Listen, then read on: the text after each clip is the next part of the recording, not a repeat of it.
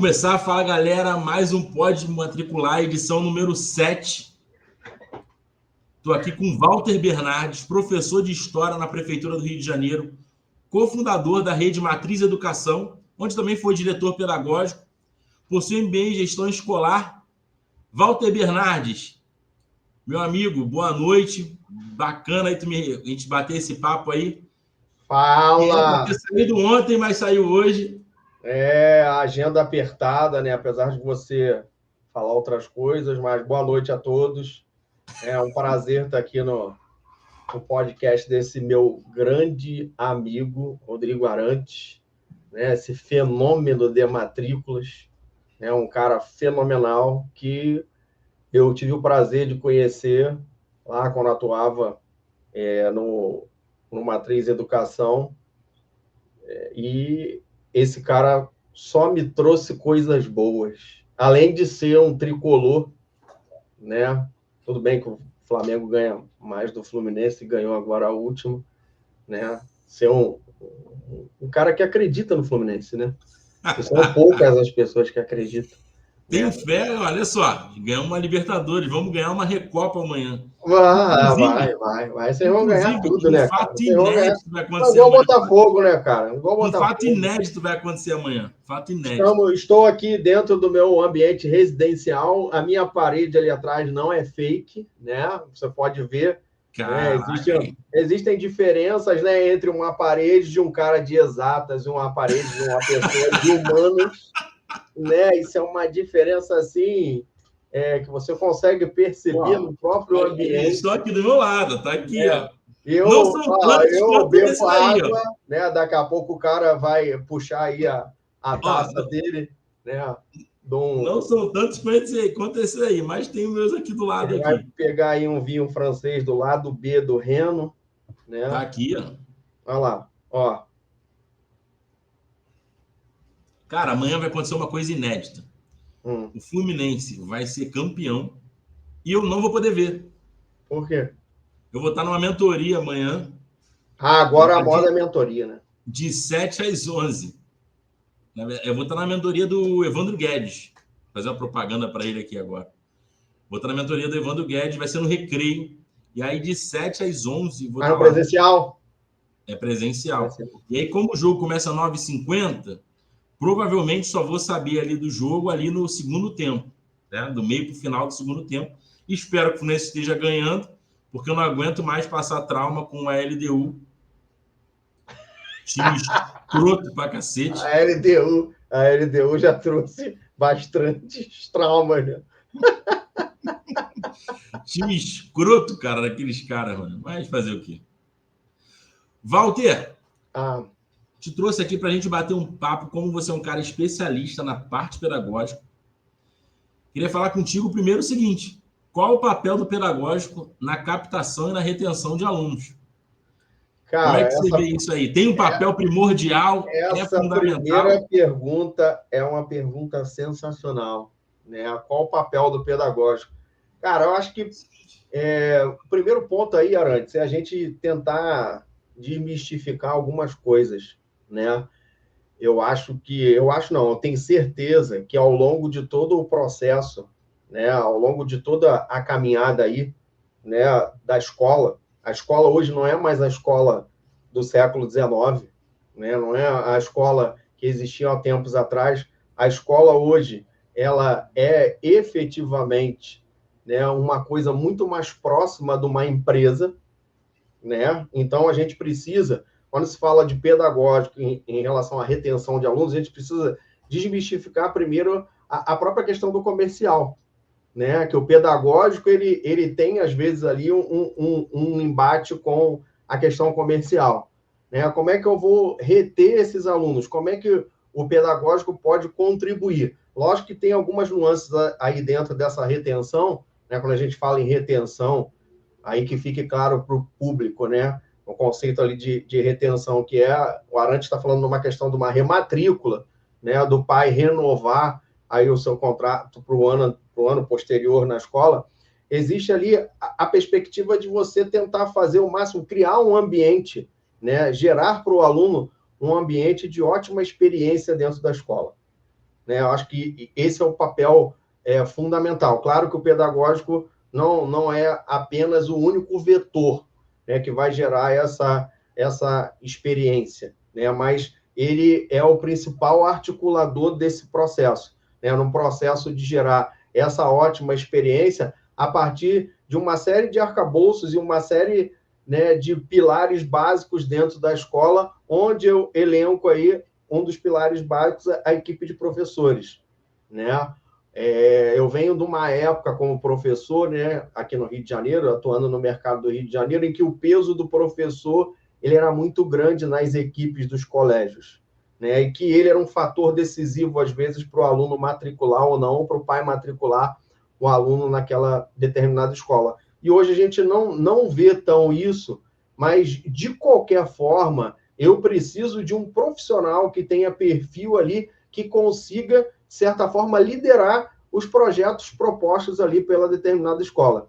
Entende-se hoje, né, Arantes? Hoje a gente passou também por um processo de mudança grande, né? Existem grandes parcelas de escolas hoje que funcionam em rede, né? E isso é um dificultador aí, ou não, né, da questão pedagógica, né? Porque você tem uma diversidade bastante grande em relação ao próprio público que você almeja atender, mas, né, as escolas hoje têm trabalhado muito nessa questão de gerar uma ótima experiência para o aluno. Claro que o aluno ele é um fiel da balança, né? A gente tem que encarar o aluno aí como fiel da balança. Como você próprio destaca, as várias vezes que eu vi, né, você palestrando, nessa questão, quando você destaca que a rematrícula ou a matrícula é uma questão extremamente complexa, né, onde você não tem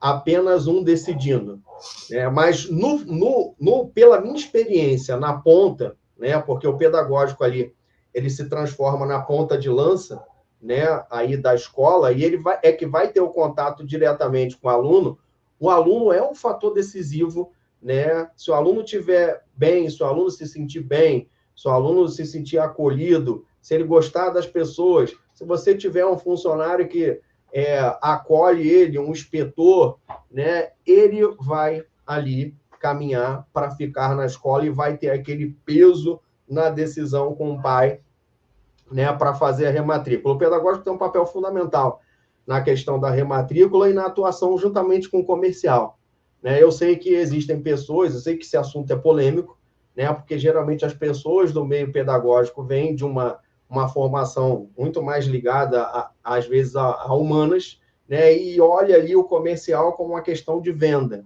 né? A venda, não, aquele cara ali vai me obrigar a vender, eu vou ter que vender. Não, mas você, na ponta ali, você vai, de certa forma, passar para o pai, né, ali, justamente essas questões primordiais da escola. Então, o pedagógico é o coração do processo. Mas volto a afirmar, né, o aluno tem um fator decisivo muito grande dentro desse processo. Se o aluno se sentir mal, ele vai conversar, ele vai reclamar, vai entrar em conflito com o responsável e, no final, você não vai conseguir reter essa matrícula. Legal, legal. Eu ia começar de outra forma, Walter.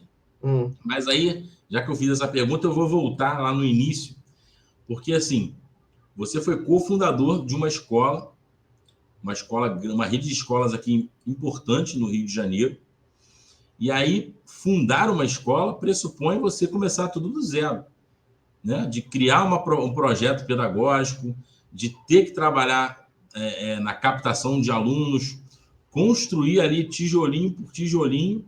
Você era do pedagógico de uma outra grande rede de escolas aqui no Rio de Janeiro, e aí você partiu nesse projeto de ser o cofundador de uma escola. E como é que foi essa experiência aí?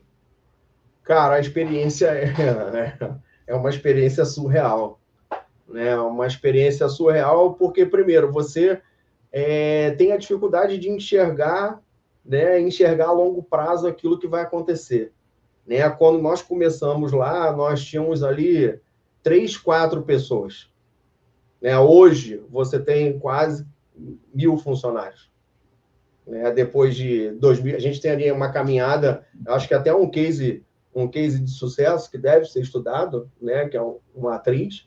Você tem ali 2018, 2019, 2020, 2021, 2022, 2023. A gente conseguiu sair ali de 2018, 400 alunos, e hoje, ano passado, chegar ali a mais ou menos 5.500 alunos. De uma unidade, chegar a 8 unidades. Claro que tem toda uma nuance por trás disso, você não tem a perspectiva, que é aquela questão que sempre se fala, que dá a impressão no início, quando você começa a implantar o processo, aquela zona de conforto que você tinha, você sai da zona de conforto e você parte para o processo de implantação. Só que chega um momento, Arantes, um momento que você está no processo de implantação, você está ali 2 unidades para...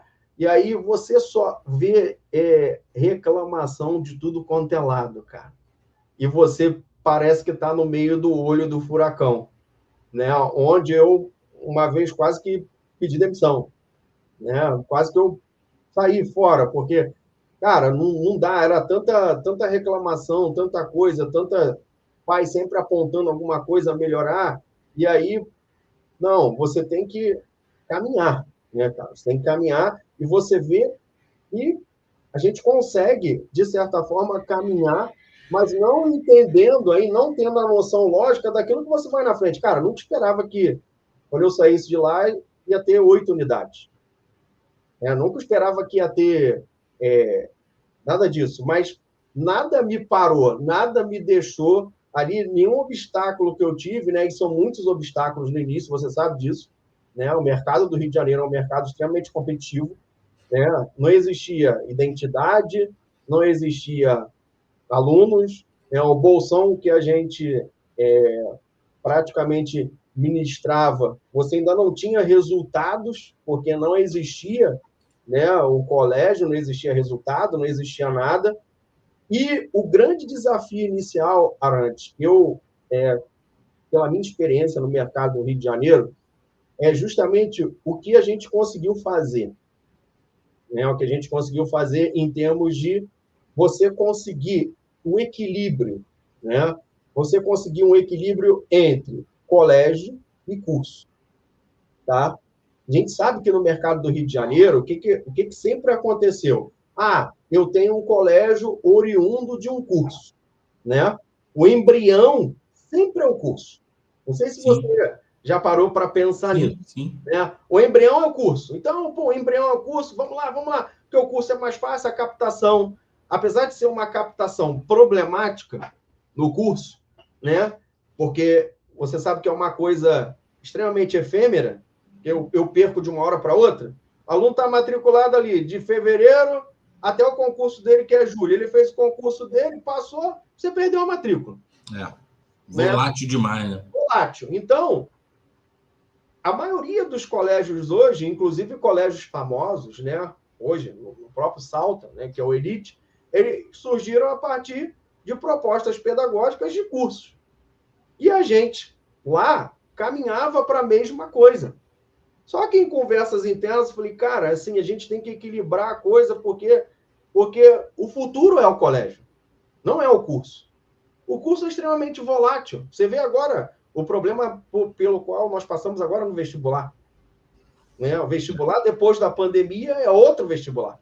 Verdade. O número de alunos inscritos no Enem cai assustadoramente. Você tem eu costumo dizer que no vestibular você tem um paradoxo. Qual é o paradoxo?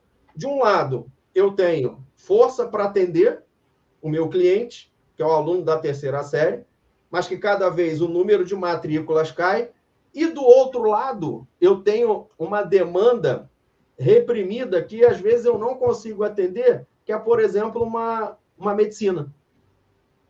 É verdade. Uma medicina. A demanda pelo curso de medicina é tão grande que houve o quê? Salinha, que a gente chama aqui no Rio de salinhas, Os professores se juntavam ou alugavam uma sala e colocavam lá um cursinho para o aluno com atendimento individual. Isso não está acontecendo agora. E do outro lado, eu tenho capacidade de atuar Eu tenho capacidade de atender, mas eu não tenho aluno. Quando eu estava lá no Matriz, na rede inteira, a gente deveria ter 13 alunos de curso. 13 alunos de pré-vestibular. Por quê? Porque você criou justamente essa situação, né? Esse paradoxo. Então, o ponto de inflexão ali, na minha opinião, diante de todas as dificuldades, que é você implantar, criar uma coisa nova, colocar a sua cara na coisa nova, né? O que facilitou para a gente era a condição de ter vindo de uma outra marca, né? Os alunos já conheciam, né? O lugar onde abriu a primeira unidade, os alunos, eu já tinha dado aula lá, né? No concorrente próximo, então havia ali um conhecimento, havia uma aproximação, mas o ponto de inflexão para a coisa caminhar é justamente você gerar esse equilíbrio, cara, que é muito difícil, né? Porque são identidades diferentes dentro do mesmo ambiente.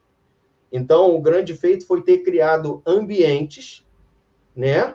Ambientes separados e diferentes para se adequarem a esses perfis de públicos diferentes, que é extremamente difícil, cara.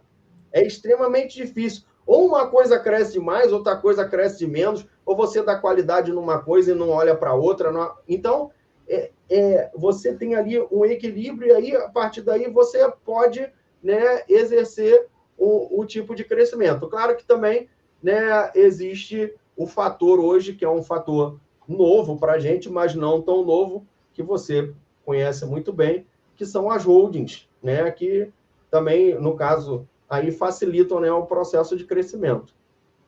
Mas foi um desafio hercúleo, né? E quando você olha para trás, você não acredita naquilo que você fez. Eu acho que todo mundo... A minha história efetiva, não sei se você sabe, né? A minha história efetiva para ir para lá em 2016, né? Eu fiz a prova para o mestrado e aí passei de novo no mestrado, já tinha tentado 2 vezes, tinha passado 2 vezes, mas minha vida era louca, né? Eu dava 60 tempos por semana de aula, e aí na terceira vez que eu passei o mestrado, falei, cara, vou fazer. Aí, também era professor do ensino público, mas no ensino público não te davam licença para isso, e aí já havia conhecido o Hugo, né, lá dentro do Elite, e aí o Hugo, pô, Walter, não sei o quê, eu estou indo para uma holding nova, não sei o quê, eles querem montar um colégio para público DIE, não quer vir para cá, não? Eu falei, cara, tu vai me deixar ficar um dia para eu fazer o mestrado? Vou, então beleza, tô dentro. Quero nem saber o salário. E aí foi assim, né? Só que assim, você não tem a noção do que vai ser, a gente está ali num périplo, né? Atravessando um deserto, né? Hoje em dia é completamente diferente. Aí você está ali atravessando um deserto, né? Assim, é um trabalho que eu vi vocês fazendo lá e eu tenho orgulho de ter visto vocês construindo aquilo ali. É o tipo de coisa que a gente passa por aquilo ali e aí quando dá certo, por mais que tenha um histórico ali, mas a gente às vezes, não sei se você ficou com essa sensação, mas não sei se todo mundo vê hoje na rede como uma grande conquista do que foi feito. Porque quando dá muito certo, né, a sensação é que, pô, esquece, passou e vamos que vamos, é isso aí. Se desse errado, talvez ia marcar tanto, né? Tipo, caraca, deu errado, uma fortuna. É igual, por exemplo, voltando pro contexto futebolístico, no outro dia eu vi uma entrevista com o Zico. Aí o cara falou, tem algum arrependimento? Aí ele falou, eu não deveria ter ido na seleção de 82. É isso, entendeu? Pô, um cara que é, assim, uma lenda no futebol e o cara... E aí, o cara é lembrado, muitas das vezes você não consegue apagar isso. Entendeu? E aí anula tudo aquilo que você fez. Ainda mais hoje que a sociedade é extremamente imediatista, né, Arantes? Construir uma comercial, marketing e pedagógico, a gente pensando em escola, são os pilares. As outras áreas aí, quem estiver vendo depois, quem assistir agora ou mais tarde ou outro dia, não me entendam mal, né? Não, o financeiro, o operacional, enfim, professores, de uma maneira geral, mas assim, a parte pedagógica, a parte comercial e a parte de marketing, elas são os pilares fundamentais de uma escola. Por quê? Para uma escola existir, precisa necessariamente existir a proposta pedagógica, que é o serviço em si. Você precisa comunicar o que você vende e depois você precisa converter aquilo ali em matrícula para que são os clientes que vão comprar a sua ideia. E aí, pensando nesses três, talvez o pedagógico é o mais essencial, porque ele é o cerne daquela instituição de ensino ali. Se não tiver pedagógico, e aí construir isso tudo do zero, porque é muito fácil para um coordenador, fácil não, mas digamos lá, trivial para um coordenador ou para um diretor pedagógico que hoje assume uma rede de ensino. É trivial para ele olhar lá os documentos que existem hoje, o regimento escolar e tal. Processos e pessoas, né, Arantes? Você olhar para aquilo ali e tocar o barco. Isso é trivial. Mas, imagina, pegar uma proposta pedagógica, vou apontar para um lado, definir o que é, construir aquilo ali tudo do zero, e aí a parte de documentação, processual, contratação de pessoal, enfim, para depois levar aquilo ali para o mercado, garantir que os alunos venham, a utilidade virar.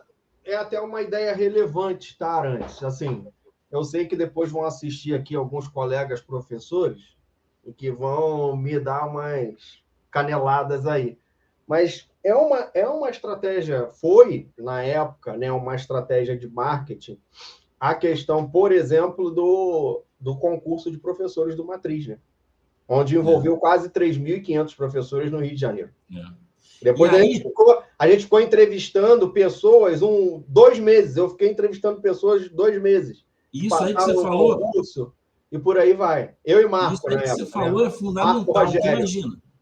Imagina tu começar um projeto pedagógico e aí do zero absolutamente você ter que encontrar professores que tenham aderência com a proposta pedagógica que você quer apresentar. Por que isso é importante? Por que isso é importante? E isso é uma estratégia que eu aconselho, né, quando você está fazendo alguma coisa nova. Porque se você empreende ali um processo seletivo extremamente organizado, né, como foi esse do Matriz lá, que houve um esforço em comum para fazer um processo extremamente organizado para impactar o professor tem um argumento de autoridade. Então, o professor vai no boca a boca, né? Então, o professor, eu fiz lá naquele colégio, não sei o quê, e aí vai levando a tua marca para outros lugares, né? Ainda existem assim, lendas, né, Arandes? Lendas até que verdadeiras, né, do nosso início lá, que é os limitadores, né? Os concorrentes, se tu for dar aula lá, vou te mandar embora, né? Teve várias coisas assim, porque as pessoas conheciam a gente, e aí a gente, experiente, conhecia uma gama de professores, aí, se tu for para lá, vai sair daqui. Ainda tem isso, né? Que são os obstáculos do próprio mercado, né? Mas o que você falou não é uma... Eu bato de novo nessa tecla. O que você falou não é uma forma... Não é uma questão fácil, tá? Eu não vejo como uma questão fácil. Você falou uma coisa, de você aliar o pedagógico, comercial e o marketing. Beleza, do pedagógico com o marketing. Mas o pedagógico com o comercial, eu vejo, às vezes, que existem conflitos e você tem vários casos aí que a gente já discutiu dentro do próprio mercado ali, onde o pedagogo, não o pedagogo em si, porque não é só a formação de pedagogia, mas o próprio gestor, ele olha com o olho extraviado, assim, para que eu vou me envolver no ciclo de matrículas? O que eu vou fazer aqui nesse ciclo de matrículas? Isso aí é coisa do comercial. Eu não tenho que... E isso é um erro clássico. Por quê? A tua equipe pedagógica você tem que produzir e promover treinamento na ponta, para a ponta poder fazer o atendimento ao aluno e ao responsável. É o que a gente chama, entre aspas, de encantamento. E aí o encantamento, parece aqui, não me leve mal a palavra, que é pejorativa, né? Não é o encantamento, você vai estar ali defendendo a tua proposta. Exato. Diante do mercado que tem 1 milhão de coisas. Aí você vai estar ali, o encantar é no sentido de você estar ali defendendo a tua proposta. Você está defendendo, você sabe que a tua é melhor. Ah, mas a tua é melhor por quê? Porque eu tenho isso, isso e isso. E o outro não tem. Só que você... Uma coisa válida, quando você treina ali a ponta, uma coisa que eu falava sempre, não perca tempo falando do outro. O tempo que você perde falando do outro, você está perdendo o tempo de falar do seu. É isso aí. Fale seu. O outro, tchau. Acabou. Entendeu? E uma outra coisa que dava bastante problema é que a gente tem que, de certa forma, ser extremamente transparente, né, cara? Nunca prometer aquilo que você não consegue cumprir para o pai. Isso é fato, né? Você tem que ser o transparente o máximo possível. E aí, lá como cofundador, você começou a se deparar com algumas situações, e aí eu quero trazer uma pergunta. Percentual de rematrícula. E aí, independente de baixo ou alto, mas pensando no percentual de rematrícula baixo, eu posso ter isso realmente como indicador que a parte pedagógica da escola lá não está bem? E hoje isso é muito questionado dentro das escolas, né? E aí eu sou defensor de que existem outros elementos dentro do que é o percentual de rematrícula. Porém, muitos defendem que, percentual de rematrícula baixo é indicador de que a parte pedagógica ela não está legal. O que você acha disso? Eu já sofri bastante com isso, tá? Eu já sofri bastante com isso. Eu trago isso sempre como exemplo, né? Existem algumas decisões comerciais que impactam diretamente no pedagógico, né? E que podem impactar diretamente na rematrícula, né? E aí, quando chegava, você toma uma decisão no início do ano, né? Você toma uma decisão no início do ano, chega no final do ano, você esqueceu daquela decisão que você tomou lá no início. E aí, você não está rematriculando, você fala, não está rematriculando, é culpa do pedagógico. Nem sempre. Nem sempre. Existem 2 fatores que a gente pode destacar aí, você sabe muito bem disso, que são 2 fatores que estão aquém do pedagógico. Como a questão da inadimplência, né? É uma questão aí que atinge grande parte aí do nosso cenário no mercado atual. A inadimplência não é nova, mas nós temos curvas aí de maiores e menores, né? A gente passou, você passou comigo a época da pandemia, né? Que a gente quase morreu, né? Que se falava em 60% de inadimplência, que se falava não sei o quê, e o matriz na pandemia cresceu em mais de 30%. Sim, sim. A matriz cresceu na pandemia mais de 30%, quase 40%, que é uma disrupção. Você sabe que o crescimento ele fica em torno de 15%, 20%, no máximo. É. Sabe disso? Ainda a gente cresceu mais de 30% na pandemia. Né? Por que a gente cresceu mais de 30% na pandemia? Em função de algumas decisões que a gente havia tomado lá. Mas voltando, eu estabeleci 2 fatores. Um fator que eu já falei, que é a questão da inadimplência, e outro fator, que é um fator que sempre me chamou a atenção, e era um fator, Arantes, que eu, de certa forma, deixava um pouco de lado, mas que depois, quando você vai ver, é um fator que tem um impacto fundamental, que é a mudança, né? A mudança do responsável de um lugar para o outro, de um bairro para o outro, isso impacta, e você sabe disso, que impacta diretamente. Então, se a gente colocar nesses 2 fatores aí uma média de 20%, o pedagógico já tem que renovar nos 80%. Tá? Uhum. O pedagógico já tem que renovar, né, ali no limite ali dos 80%. Né? Existe também a própria condição, né, de você dar aquilo ou permitir a gestão te dar ferramentas para você, de certa forma, aumentar essa possibilidade da rematrícula. Eu estou falando de investimento em si, né? A partir das pesquisas que você faz com os responsáveis, você tentar atender ali, dentro, claro, de uma limitação orçamentária, mas você tentar atender ali aquilo que o responsável está, né, te apontando, né? E eu considero que um dos grandes erros hoje, né, é que a escola ela passou por uma transformação. Isso daí vou te falar que ainda não é culpa efetivamente do pedagógico, né? Mas não sei se você já percebeu, quando você anda pela cidade, aí entre os meses de dezembro e janeiro, todo outdoor que você vê na cidade, propaganda de escola fala de acolhimento. Todo outdoor fala de acolhimento. Por quê?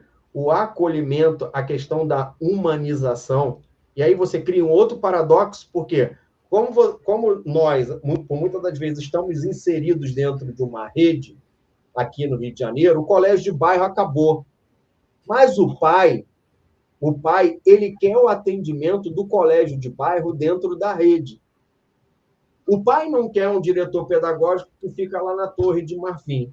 O pai quer um diretor pedagógico que vá lá, às vezes, fazer reunião com ele.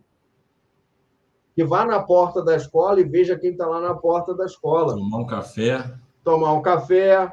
Que vá falar com o filho dele, ou que, às vezes, dê aula para o filho dele.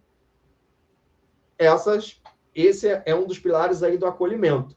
Mas o acolhimento também precisa ser monitorado e treinado na equipe de professores e na equipe pedagógica que atua na unidade. Então, essa questão do acolhimento, eu acredito que é uma chave aí para você aumentar esse percentual, como você falou. Mas, de qualquer forma, isso também não é só pedagógico, né? Existe todo um arcabouço aí por trás. E uma grande dificuldade, né, hoje em dia, que impacta diretamente o pedagógico, é que, na visão do pai, tudo é o pedagógico, Arantes. O pai não consegue distinguir. O pai não consegue. Para o pai não tem distinção. Então, falta de informação, que é uma das coisas que eu falo para você, que se você acertar, o teu percentual de matrícula vai lá em cima, junto com a questão do acolhimento. Há uma melhoria substancial. Porque o pai não sabe o que está acontecendo com o filho dele. Eu tenho um exemplo clássico disso, né? Quando eu estava na escola, e aí eu dava aula numa unidade de manhã, e aí a coordenadora, Walter, a gente tem um problema aí no 8º ano.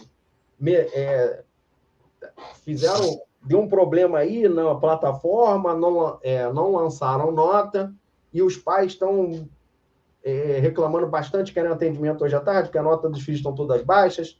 Mas o que acontecia? A gente tinha matemática 1 e matemática 2. O professor, quando lançou só mate 1. E depois ia entrar o outro professor e ia lançar mate 2. E eles não viram. Aí, eu falei, deixa comigo, Renata, eu vou atender. Aí peguei meu celular, né? Os alunos tinham feito lá nós tínhamos eletivas, e os alunos tinham perguntado, Walter, a gente pode unir aqui a eletiva de foto digital com Libras e fazer um vídeo para o Dia das Mães? Pode. Fizeram. A gente jogou até esse vídeo nas redes sociais. Esse vídeo ficou no meu celular. Aí a mãe entrou. Existem responsáveis que têm uma capacidade maior de formação de opinião e articulação, né? E aí, Walter, isso, não sei o que. Falei, mãe, olha só, presta atenção aqui no meu celular. Vou abrir aqui um vídeo. Aí abri o vídeo. A senhora viu esse vídeo? A senhora já viu esse vídeo que seu filho fez aqui na escola? Dentro dessas disciplinas? Olha o que o seu filho está fazendo aqui na escola. Pronto. Mas eu garanto à senhora que lá a senhora tem um grupo de WhatsApp onde todas as pessoas reclamam, e vocês não conseguem filtrar os aspectos positivos. Aí ela foi desarmada. Porque você, ao mesmo tempo que você tem dentro da escola uma diversidade de projetos, muitas das vezes você não consegue colocar para fora isso. Você não consegue colocar para fora para o público externo, muito menos para o teu responsável. Verdade. Então, você acertando, né? Claro que tem coisas que você consegue coisas que estão no seu poder decisório, no seu poder de alterar, como a questão do acolhimento e a questão aí das informações do dia a dia. Por isso que 1 milhão de escolas aí, depois da pandemia, investiu no tal aplicativo que traz todas as informações, né? Que traz todas as informações. E você acertando esses 2 pilares, acolhimento e conhecimento do dia a dia, mandando as informações e trazendo ali uma postura mais transparente, você consegue acertar em cheio, com certeza, nessa questão. Só que, como você destacou no início, isso é uma pergunta provocativa, e tu fez de propósito, porque tu sabe que eu vou reagir, né? Porque eu sofri isso, que é a questão de culpar o pedagógico no final por um resultado ou não. E a gente culpar não, compartilhar as responsabilidades. Compartilhar as responsabilidades, entendeu? E aí, o feedback, né, do responsável é sempre o melhor possível quando há essa questão da informação. Apesar da gente estar no meio tecnológico, a gente ter todo um processo aí de ferramentas, cara, o pai, ele não vai abdicar de uma reunião presencial. E a reunião presencial ela é fundamental, é ela que vai fazer o acolhimento, ela é uma das vertentes do acolhimento e depois os professores em sala de aula, né, juntamente com a equipe pedagógica. Um elemento diferencial que as pessoas não prestam atenção, Arantes. Eu vejo que você hoje, você pratica algumas coisas que você sempre conversou comigo, que é, muitas das vezes, olhar as pessoas em loco, nas unidades. Sim. Eu vejo você fazendo isso a todo momento. E aí, isso é de extrema importância, porque a gente tem elementos ali que são verdadeiros rematriculadores, cara. Por exemplo, são os inspetores. Verdade. Os inspetores sabem muitas vezes mais que o professor, que o diretor, e todo mundo junto. O aluno tem uma proximidade dele imensa, né? E muitas das vezes essa galera, ela fica fora do ciclo de matrícula. Verdade. Não é uma galera integrada dentro ali, e é uma galera que efetivamente faz parte do pedagógico, cara. Né? Faz parte do pedagógico, porque o cara está ali lidando com o aluno o tempo todo. Não é só o professor, não é só o diretor, não é só o coordenador, você tem outras pessoas ali lidando com o aluno, e que fazem a questão da própria diferença. A gente teve aqui uma edição do Pode Matricular falando sobre experiência do cliente. E eu confesso que eu também tinha uma visão talvez deturpada, porque realmente o percentual de rematrícula, na verdade, tanto a conversão, que é os caras que vêm de fora e quanto eu efetivamente matriculo, quanto a rematrícula, você atribuir tanto a conversão efetivamente 100% ao comercial, quanto a rematrícula efetivamente 100% do pedagógico, é muito ruim, porque cada vez mais o trabalho do time ele vem fazendo a diferença. E pensando nesses elementos que você falou, do porteiro, do inspetor, do acolhimento, que é algo extremamente subjetivo, todo mundo vem de acolhimento. A palavra correta, Arantes, é que as grandes redes, por exemplo, elas abdicaram e deixaram um pouco de lado, a escola entrou a um nível corporativo muito grande, é humanização. Humanização. A humanização é o elemento-chave. E aí vem uma coisa que a gente tem, aqui no Brasil principalmente, a gente tem o poder de pegar alguma coisa que já existe e colocar um laço colorido e um arco bonito, que é a questão da experiência do cliente, né? A experiência do cliente nada mais é do que você humanizar todos os microprocessos.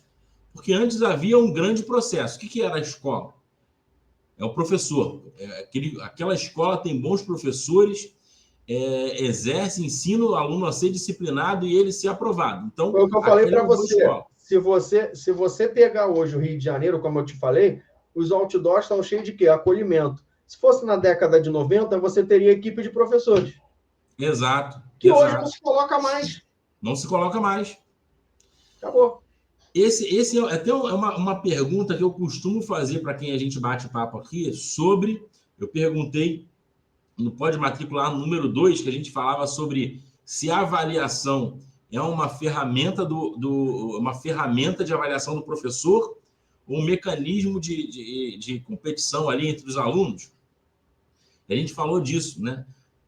A gente vê um cenário onde o professor meio que sai de cena e o sistema de ensino entra em cena.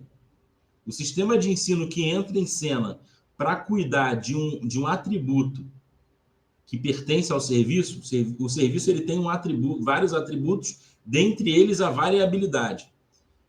Quando eu tenho muitas unidades escolares, eu tenho dificuldade de criar padrões entre as redes. Dado que a variabilidade é característico do serviço, como gestor escolar, ele tenta mitigar isso. Ele traz o sistema de ensino para criar um padrão, mas ao mesmo tempo que ele cria um padrão, ele engessa todo o processo pedagógico e a autonomia do professor. O professor deixa de fazer a sua prova, sua ferramenta de avaliação, e aí passa a ser a avaliação do sistema de ensino, que nem sempre tem conexão com o professor. E aí tem conexão, às vezes, com a proposta da pedagógica da escola, mas nem sempre, porque nem sempre o sistema de ensino é o mesmo sistema que a escola pratica. Esse é um papo longo, mas eu acho que está alinhado aí um pouquinho. Pode puxar esse papo, acho que a gente pode puxar esse papo aí. Esse papo dá para ser um papo exclusivo disso daí. Porque, cara, assim, você vê, né? Se você encarar hoje, cara, os grandes sistemas de ensino modelo que estão na crista da onda aí, né? Passando por uma mudança grande, se você pegar Singapura, você vê que os caras estão chegando ao ponto de acabar até com boletim, cara.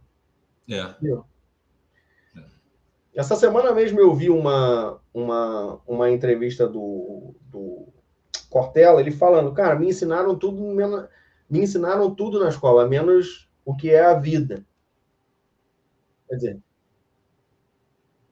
é o que você está falando, né? Para você ter uma rede, você tem que ter uma padronização. Para você ter a padronização, você vai engessar. Nós tivemos essa experiência lá. No início, eu dava muito maior liberdade aos professores. Mas aí me causou tanto problema que tu foi engessando. Aí no final vira uma receita de bolo. É verdade. É o que se fala que a rede vai pasteurizando. Entendeu?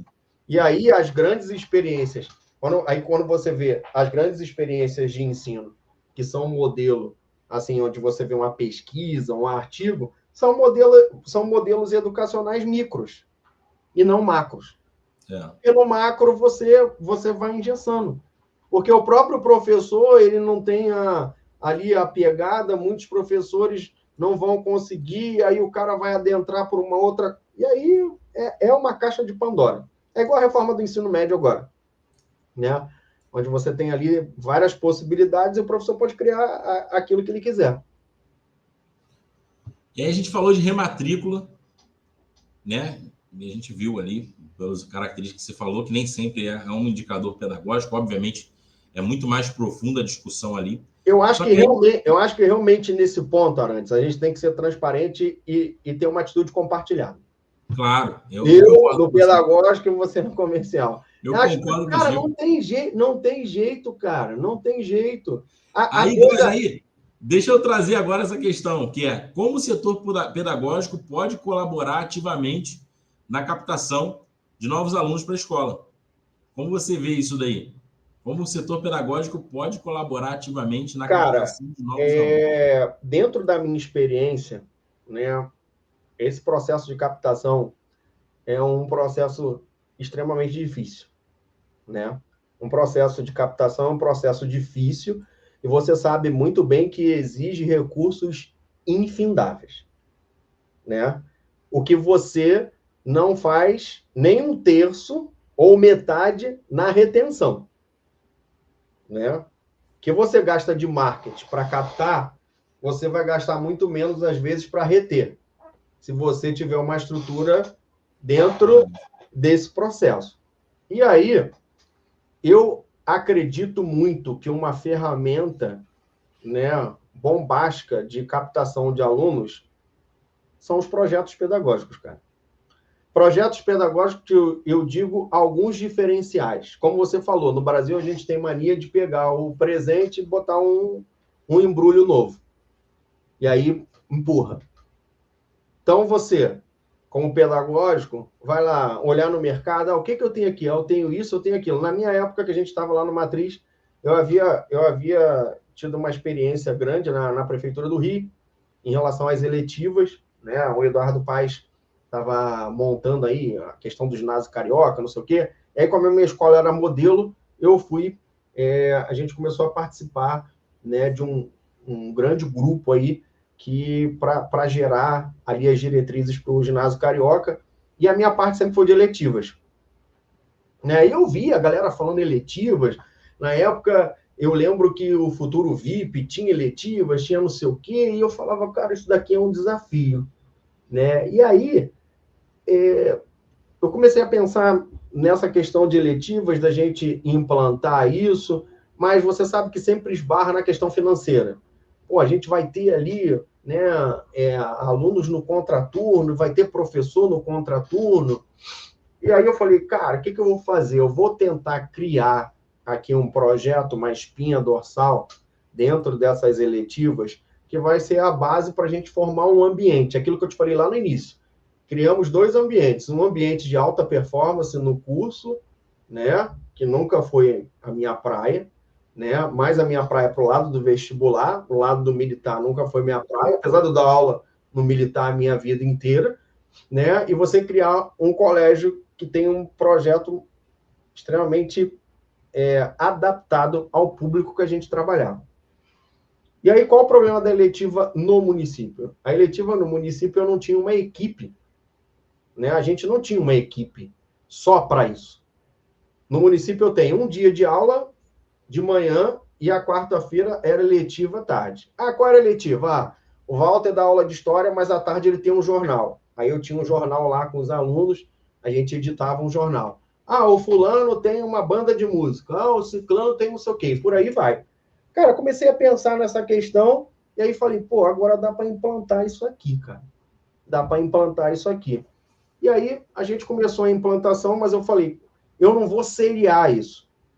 Eu vou tentar uma coisa de maluco. Não vou seriar. Eu vou misturar os alunos.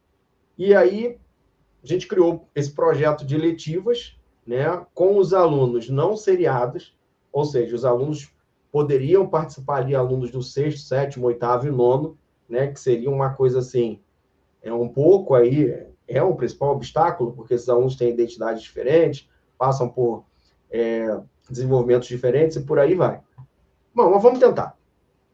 E aí criamos esse projeto de eletivas à tarde, né, no contraturno, mas esse projeto de eletivas ele ficava dentro da mensalidade. Né? O aluno nosso lá, ele não pagava nada a mais por aquilo que ele recebia. Ele tinha algumas coisas e não pagava mais. Até porque você tinha lá o perfil que a gente atendia. E, cara, por incrível que pareça, Arantes, na época, a minha esposa, ela é funcionária pública da Prefeitura de Caxias. A minha esposa trabalhava em Xerém. Né? Xerém é uma coisa que te traz boas lembranças. Mercado Fluminense. Né? Te traz boas lembranças. Eu, quando passava para o colégio dela, fica aquele montão de velho com uma escadinha ali vendo o filho, acreditando que o filho vai ser o novo Neymar. Ou o Ganso. Né? Ganso, não esqueça que o Ganso começou com o Neymar. Agora estão se igualando, né? 2 aposentados já. Aí, a minha esposa falou assim, cara, eu tive uma professora lá conversando comigo que falou da questão das eletivas no Matriz. Que ela está matriculando o filho dela lá porque, pô, à tarde tem mandarim, tem música, tem foto digital, tem não sei o quê. E aí isso se transformou num dos grandes diferenciais para a gente conseguir captar alunos. Né? Primeiro, o marketing, né, que eu tenho coisas, né, a mais, complementos a mais dentro da grade curricular, sem o pai ter que investir ainda mais. Né? Porque você sabe, uma coisa é você atuar num segmento premium, Arantes. Uma coisa é você atuar no segmento, né, de outra faixa da população, onde o pai matricula e, às vezes, fica ali postergando para comprar um material. Né? Porque realmente ele tem uma dificuldade financeira E é entendível isso. Então, esse projeto de eletivas, ele caminhou, assim, efetivamente, como aí o pessoal da ponta, né, direção, coordenação, sempre trabalhava muito bem em cima desse projeto, e as pessoas já vinham procurar, né? As pessoas já vinham procurar porque o produto ele começou a se afirmar, né? Porque as pessoas tinham eletivas, mas eletivas separadas, não sei o quê, e aí ainda conseguimos trazer um professor de mandarim, né? Na época que ninguém quase tinha aula de mandarim. Cara, por incrível que pareça, eu dou essa dica para qualquer gestor no pedagógico. Uma coisa que fez sucesso com a gente, faz em qualquer lugar, uma coisa simples, eu considero simples. Disciplina de Libras. Libras era sala lotada sempre. A gente chegou a ter uma turma lá com 50 alunos de Libras. A gente chegou a ter unidade com 3 turmas de Libras. Então, esses diferenciais pedagógicos, eles fazem um peso nesse processo de captação. Agora, não significa dizer, que eu vejo muita confusão hoje, não significa dizer que a inovação vai matricular. Não sei se você já viu isso, e não sei o que você pensa em relação a isso. Não significa dizer que só um produto inovador, só uma coisa inovadora vai matricular. Por quê? Isso, é porque assim... A inovação na escola é um assunto extremamente polêmico, que esbarra no professor, esbarra no pai, esbarra no aluno, esbarra no mercado. Eu já vi pai levantando em reunião de big eventos ali, de bolsões, quando o gestor falou, a nossa escola ela tem uma educação inovadora. Ele pegou, levantou. Pô, pai, alguma coisa? Não, vocês falaram que é inovador. Porque remete a uma série de coisas no imaginário do camarada, dentre eles a questão de diversidade. E aí, para você conseguir englobar tudo isso... Talvez, Arantes, talvez ele não consegue... Vai, não, desculpa. Que deu um delay. E aí ele não consegue entender a inovação de uma maneira geral. O que você citou aí, a questão das elitivas, né? Você viu isso acontecer. Isso, a questão das elitivas você criou um projeto pedagógico diferenciado, portanto, inovador, onde você contribuiu para a construção de uma reputação positiva para a escola. Mas aí é que tá, mas na ponta você não vendia isso como inovação. Não. Era mais uma aula complementar. Exatamente. Só que o pai é diferencial porque ele vê o filho dele fazendo uma coisa que não existe nas outras escolas. E para ele é assim, caramba, meu filho está aprendendo chinês, mandarim. Então, talvez a gente precise, a virada qual é? Talvez a gente precise que essa geração passe, que é a nossa geração, e aí a geração deles agora já encarem a educação dos filhos de forma diferente. Verdade. Entendeu? Abolindo uma avaliação, abolindo várias coisas, né? A gente teve 1 milhão de problemas lá quando saiu da pandemia, cara. A gente tinha o teste online. E o pai não queria. E teve que acabar com o teste online, porque não queria. A ideia era fazer um teste online, um ambiente legal para o aluno, com vídeo, né? Coisas de animação, para ele poder... Não. Tem que ser prova. Aí, nesse cenário que a gente está falando ali, nesse cenário que a gente está falando, que estratégias pedagógicas a gente pode adotar para atender a expectativa de variados alunos e famílias, contribuindo para reter esse aluno ali? Porque, assim, tem pai que gosta que a gente inove, mas tem outros que não percebem, tem outros que é questão da linguagem, enfim. Que estratégias pedagógicas eu posso adotar para atender a expectativa das famílias diversas ali e contribuir, garantir, de alguma forma, a retenção escolar, dado que hoje a retenção escolar ela tem uma série de nuances ali. Você falou muito bem da questão da inadimplência, da mudança, que são elementos que estão ali dentro, mas tem a questão hoje da questão da experiência ali do responsável. Mas, assim, pedagogicamente pensando, que estratégias eu posso adotar ali para pensar em diferentes famílias, diferentes, por exemplo.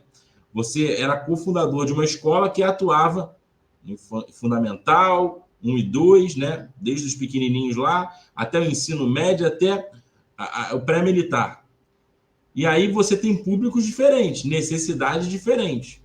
Como é que o pedagógico se posiciona nesse meio ali para adotar estratégias e conseguir atrair e reter esse perfil de toda essa diversidade aí? A primeira coisa que nós tínhamos lá era um pedagógico dividido, né? Um olhando para um público e outro olhando para o outro. É importante, é mesmo importante isso, Walter? Cara, eu acho assim, o que acontece, Arantes? Eu sou um pouco polêmico nessa situação, tá? Porque o que acontece? Eu acho isso importante, até porque um professor não consegue se encaixar no outro. Eu vou te dar um exemplo. Eu não consigo colocar um professor que atua, por exemplo, num curso pré-militar, né? O professor dá aula no 6º ano. Entendi. Eu não consigo fazer isso. Não dá, né? Não dá. Mas aí, como é que você vai abarcar essa diversidade sendo um único? Cara, não tem jeito. A nossa mente, isso já foi comprovado cientificamente, você tem as múltiplas habilidades. Então, a nossa mente, ela não é capaz de abarcar ali, né, e gerir toda essa diversidade a partir de um foco só de atuação. Então, eu acho essa divisão, ela começa por aí.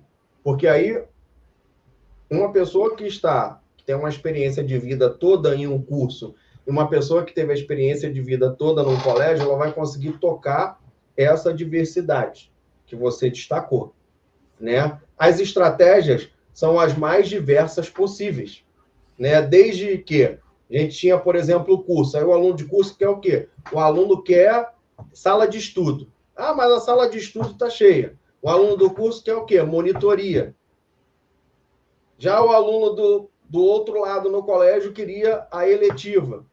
O aluno queria desenvolver um projeto na feira de ciências. Então, são nuances muito diversas que quando você unifica a coisa, claro que em muitos lugares você vai ver a coisa unificada. Mas eu acho que o impacto gerado, ele é muito maior. Só que a gente tem que ter o cuidado no seguinte, eu tenho 2 pessoas. Para o momento inicial, para a arrancada inicial, né? Falando aí como se fosse Revolução Industrial, a arrancada inicial, isso é muito legal, porque você vai ter 2 pessoas focadas ali. Mas com o passar do tempo, você tem que tomar cuidado para que essas coisas não façam assim.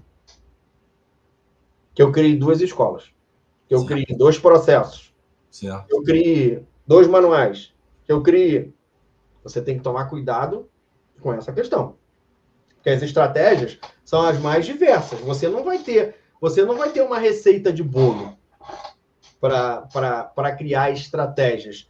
Existem estratégias que vão funcionar muito bem e existem estratégias que vão funcionar muito mal, porque, como você destacou, são públicos diversos, mas são públicos, dentro do cenário brasileiro, Arantes, que são públicos que ainda pensam a escola de forma conservadora. Sim. Que pensam a escola de forma conservadora e tradicional, onde onde o colégio forte é aquele colégio que tem uma avaliação. Se tiver avaliação toda semana, melhor.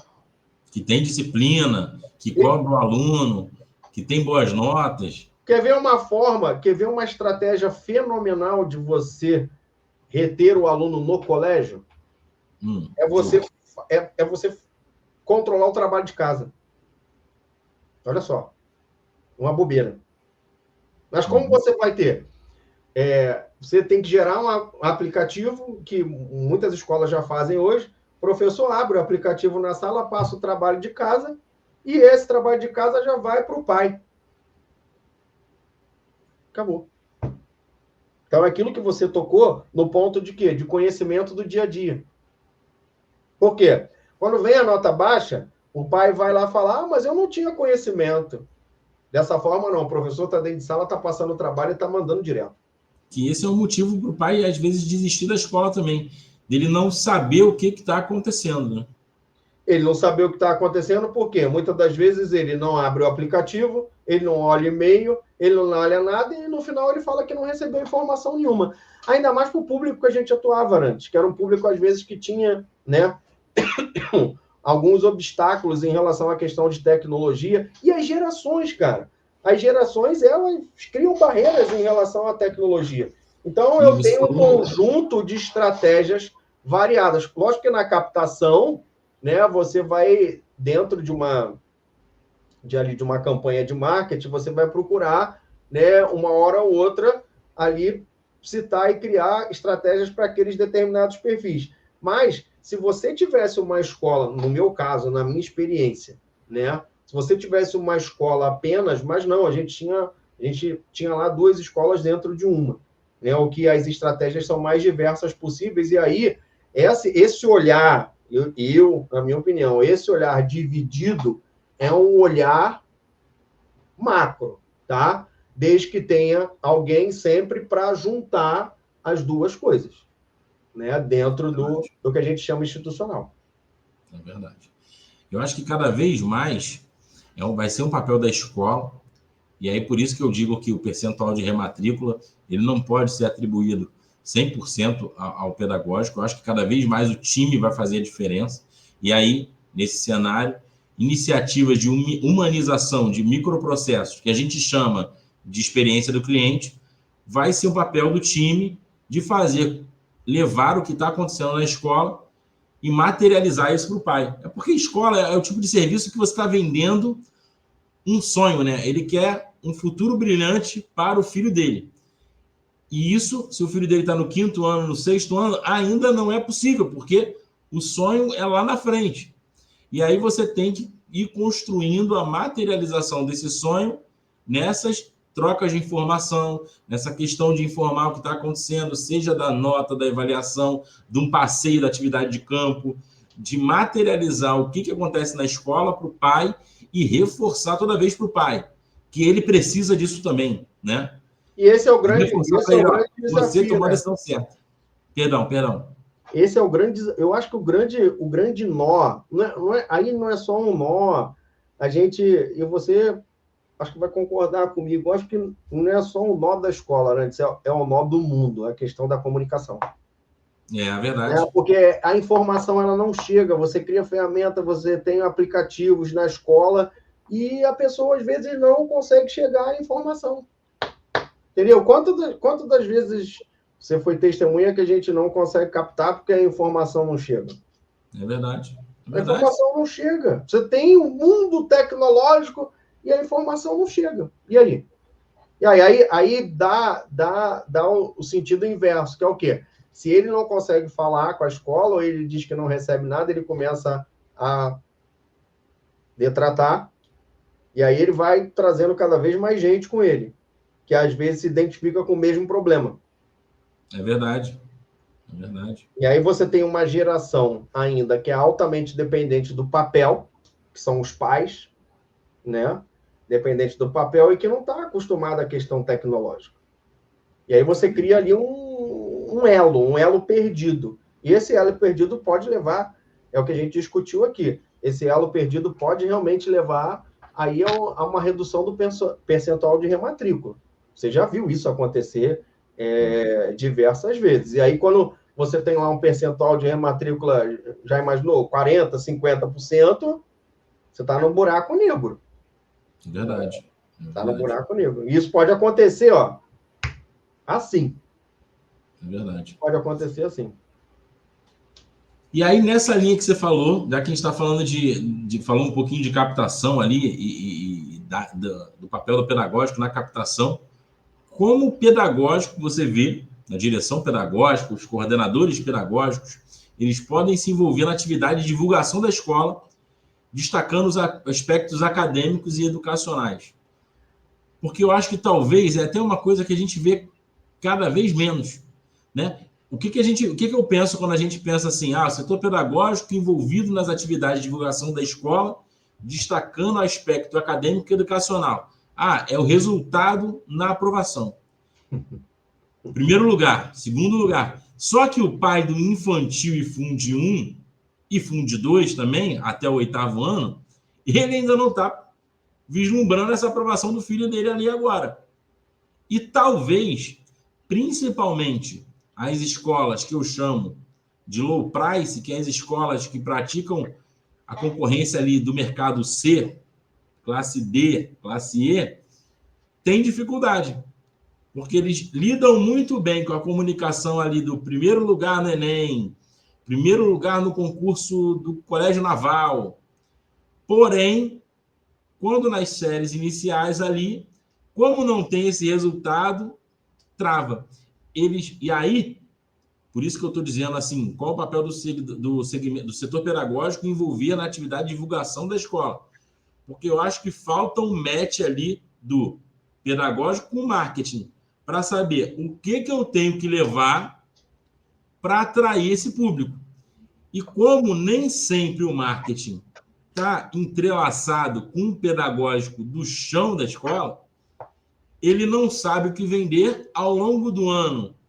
Ele comunica uma série de coisas que não são as coisas que vão gerar a aderência do pai, que é materializar que o pai, caramba, eu tomei a melhor decisão para matricular meu filho, e chega no final, aquilo ali vira uma grande interrogação. E agora, rematriculo ou não rematriculo? Como é que você vê isso aí, Walter? Quais os... Primeira, você acertou em cheio aí, cara. Primeiro que há muito tempo, né, e aqui no Rio de Janeiro existe uma ênfase nisso, existe a ditadura do resultado. Né? A ditadura do resultado. Ou seja, se você quer matricular, você tem que ter o resultado.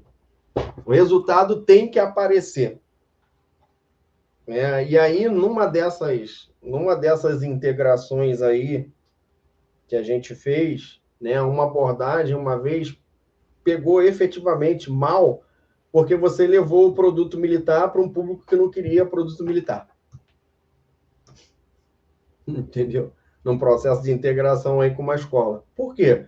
Porque você está criando ali uma identidade, ou você está criando um produto e vendendo essa questão de transformação, vendendo essa questão de conquista do sonho, em função do fim.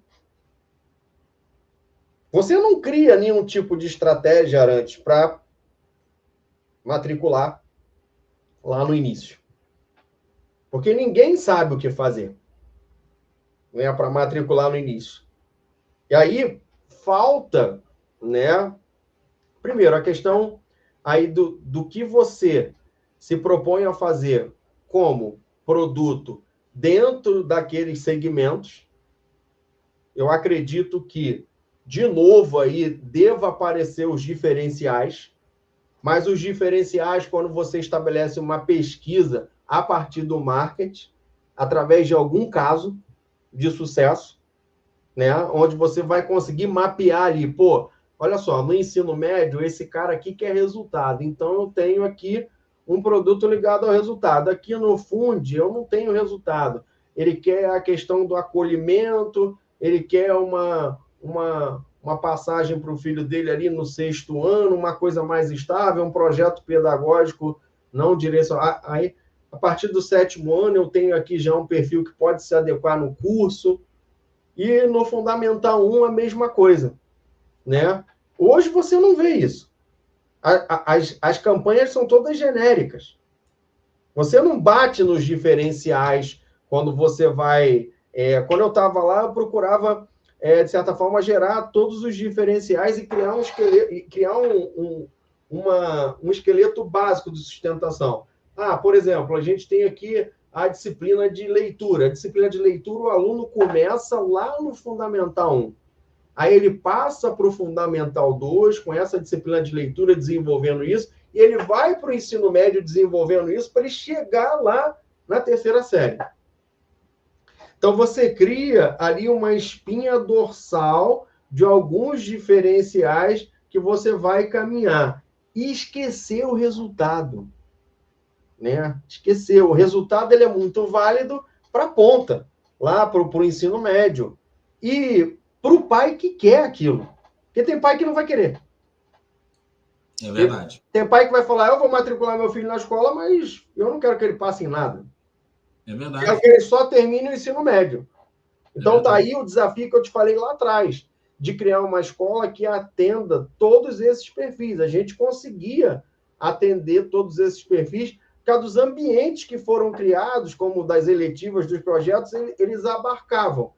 E aí, esse é um grande desafio, até para a tua área também de marketing, né, o marketing comercial, de empacotar, né, esses outros segmentos e criar um diferencial nesses segmentos.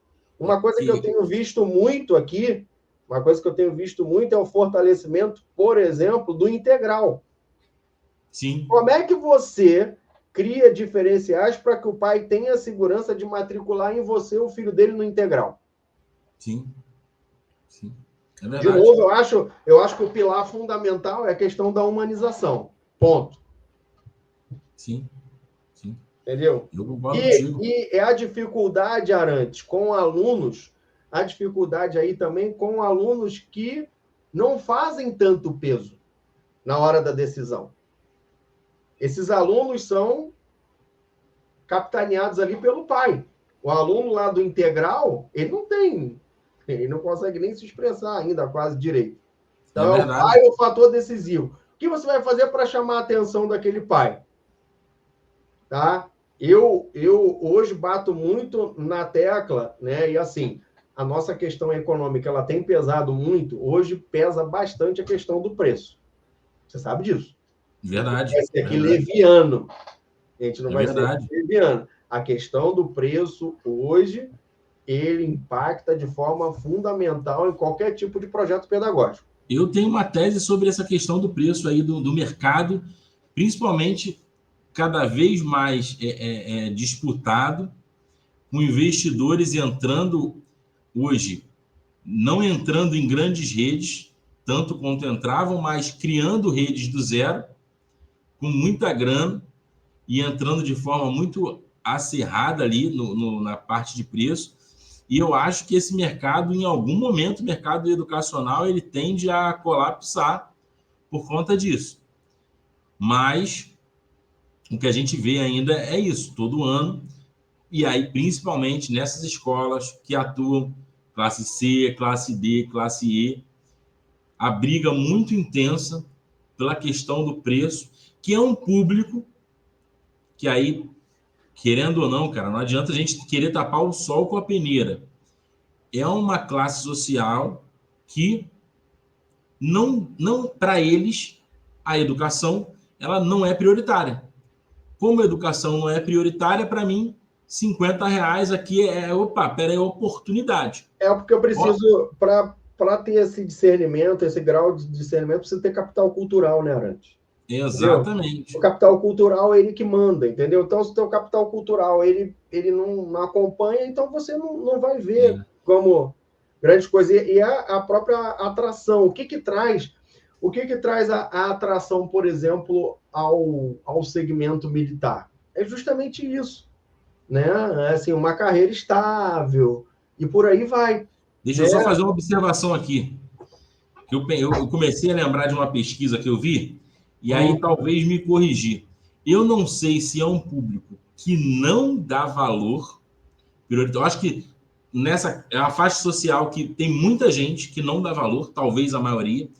Só que tem um público que, por mais que dê valor, hoje, o poder de compra das pessoas ele está tão comprometido, e como muitas das vezes a prioridade inicial é a alimentação, e hoje se gasta tanto o orçamento em alimentação e sobra tão pouco para investir em saúde e outras coisas, que eu não sei o que se falta para o cara. Eu acho que a pandemia também trouxe um cenário novo, né? Exatamente. A gente ainda passa por efeitos e consequências da pandemia, principalmente nessa questão de preço, né? Exatamente. Os preços ainda oscilam. Você teve a pandemia que você ali elevou aí o patamar e depois você não recuou, né? Exato. Não em relação à mensalidade, mas em relação a tudo que você gasta com um aluno. Às vezes, hoje, o que eu tenho visto é o seguinte, numericamente, se a gente for olhar um número, salário, aumentou, Mas o poder de compra do cara, ele é muito inferior do que era. Sim, aí o que acontece? Eu, no outro dia aqui em casa mesmo, eu falei, não sei quem perguntou aqui em casa, aí falou, eu nunca tinha entrado nesse assunto, aí perguntou, mas quanto é o material didático? Olha, o material didático hoje está em torno de R$ 2.100. Quê? É. Eu, pô, não sabia disso não. Quer dizer, cara, tu imagina, pra gente, na nossa realidade, R$ 2.100. Se você tiver 2 filhos, olha o impacto. Olha o impacto. Aí você, divide por 12. Aí, pô, divide por 12, mas já tem a mensalidade. Entendeu? Essa semana, a gente matriculou, foi lá um pai com 4 filhos para matricular. Ai. E aí, ele falou, cara, eu vou matricular meu filho aqui, mas como é que eu faço para a gente matricular, pagar essa mensalidade? Aí está falando de um público de classe CD. É complexo, é delicado. É um tema delicado. Essa questão do sistema de ensino, a gente vai ter até um pode matricular especificamente sobre isso, porque é um tema que rende muita coisa. Porque tem a questão da padronização, tem a questão da rentabilidade deste mercado, tem a questão do futuro desse mercado. Mas, enfim, acaba sendo um entrave ali na hora da matrícula, né? É uma objeção clara. Passa a ser um entrave, até porque você tem ali a lenda, que eu sempre falei, da venda casada. Isso. Porque já existe jurisprudência no STF contra essa venda casada. Porque você está prestando um serviço que você precisa daquilo ali. Só que o que acontece? Essa questão, eu não vou fugir daqui da nossa pergunta, não, mas eu acho que é importante elucidar por quê. O material didático, ele funciona para a proposta pedagógica como um cartucho funciona para uma impressora funcionar, não tem jeito. E aí é o que eu chamo, o marketing chama, Philip Kotler do marketing chama, de bem complementar. Bem complementar. Bem complementar. Porque para você usar a proposta pedagógica, você necessita o material.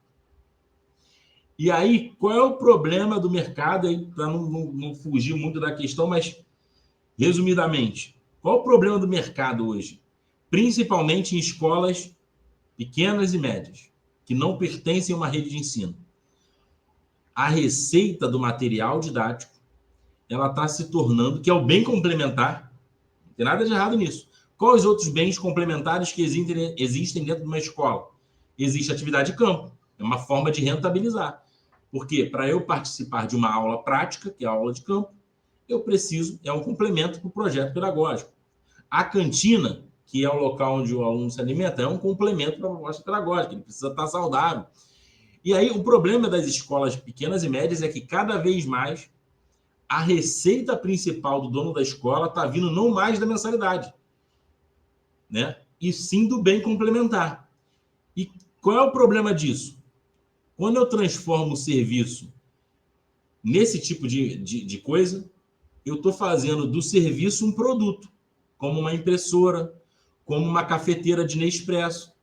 Nespresso, em 2022, se eu não me engano, eles tiveram um faturamento de 8 bilhões e o faturamento era mais nas cápsulas do que na cafeteira. A cafeteira dava prejuízo, mas a cápsula ele ganhava receita. E é o que está acontecendo, a gente está transformando a escola não mais num serviço, porque a gente está criando tanta padronização, pasteurizando tanto, como você falou, que a gente está entregando um produto para o pai, isso aqui que você comprou, toma. E aí a receita está deixando de ser a mensalidade e está virando um bem complementar, e aí vira um produto. E aí qual é o problema? Por quê? O sistema de ensino em si, ele precisa também daquela receita. E aí no final das contas, o que acontece? Ele vai apertando, daqui a pouco o cara, dono da escola, não tem receita nem na mensalidade, nem no sistema de ensino, pronto, quebra, já era. Mas aí a gente fugiu um pouco e vamos retomar aqui. Não, sim. Pensar aqui na orientação pedagógica, que eu até ouço falar um pouco mais sobre isso, mas qual o papel da orientação pedagógica hoje, Walter, nesse processo de captação e retenção de alunos e como ela pode ser personalizada para atender a necessidades individuais aí dos nossos públicos de alunos? Cara, assim, o mercado entrou numa frequência, né, de algumas disciplinas um pouco diferentes, né, como o projeto de vida, a temática do socioemocional. Tá? Só que a gente não deve confundir, né, essa questão, ou essa temática, ou essas disciplinas, né? O projeto de vida já era uma coisa que a gente trabalhava lá atrás, mas com outros nomes, né? Só que a gente não deve confundir essas disciplinas com o braço que vai atender o aluno no lado dele, por exemplo, né, socioemocional ou psicológico. Veja bem, não estou defendendo aqui a gente deva agora ter um psicólogo na escola. Isso é polêmico, eu não sou tão favorável a isso. Mas quando a gente fala em orientação pedagógica, eu acho essa função extremamente essencial. E antes de eu sair de lá, na última pesquisa de responsáveis, existia sempre uma busca latente do responsável por essa orientação educacional. Né? Essa orientação educacional, na nossa estrutura, né, no nosso modelo de unidade, seria: eu tenho ali o diretor, eu tenho o coordenador, esse coordenador tem auxiliares, né, e essa pessoa da orientação educacional, ela atua junto com esse coordenador. E aí fazendo feedback, fazendo a triagem, tendo que, muitas das vezes, fazer um PEI para um aluno que tem uma necessidade especial, adaptando uma prova, cuidando do aluno, por exemplo, na semana de provas, onde os alunos tinham, né, várias crises de ansiedade.